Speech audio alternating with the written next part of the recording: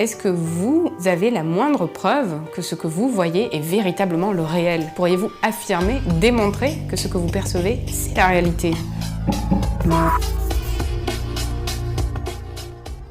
You take the blue pill, the story ends. You take the red pill, you stay in Wonderland. All I'm offering is the truth. Que feriez-vous à la place de Neo? La vérité ou l'illusion qui réconforte? Dans Matrix, un jeune informaticien qui s'appelle Neo est conduit devant une légende du milieu informatique qui s'appelle Morpheus. You're here because you know something. That there's something wrong with the world. You don't know what it is, but it's there. Attention, ajoute Morpheus, je ne t'offre que la vérité. Ce qui est déjà un indice.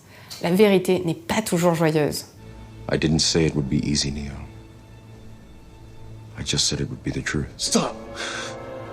Let me out! Est-ce qu'il vaut mieux être ignorant mais content, ou est-ce qu'il vaut mieux être savant et malheureux? C'est une question qu'un philosophe appelé Descartes se pose dans une lettre appelée la lettre à Élisabeth. Et la réponse que Descartes donne pour lui-même, c'est qu'il fait le choix de la vérité, fût-elle douloureuse. Neo fait donc un choix cartésien. Dans Matrix, on a aussi un personnage qui fait le choix inverse, précisément parce que la réalité est parfois trop difficile à vivre. You know what I realize?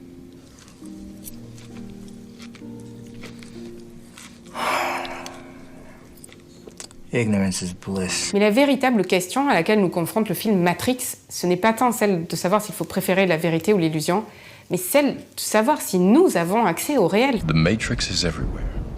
It is all around us.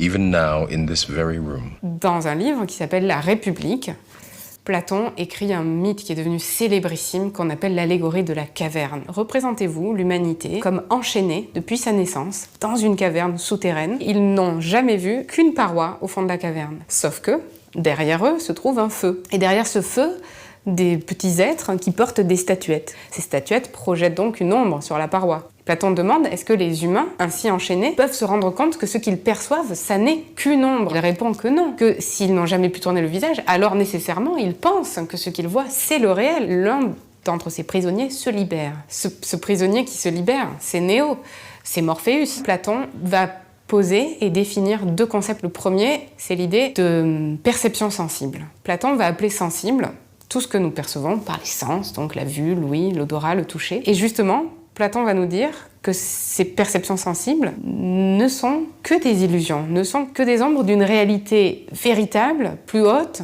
qu'il va appeler la réalité intelligible. On peut accéder à l'intelligible, mais il faut s'abstraire de ces perceptions et préférer cheminer par sa raison plutôt que par ses sens. Attention, Platon nous indique aussi que nos sens jouent un rôle dans la constitution de la connaissance, parce que les réalités sensibles nous offrent ce que Platon va appeler des réminiscences. Il y a un lien entre l'intelligible et le sensible. Dans le film Matrix, ça s'appelle les phénomènes de déjà-vu.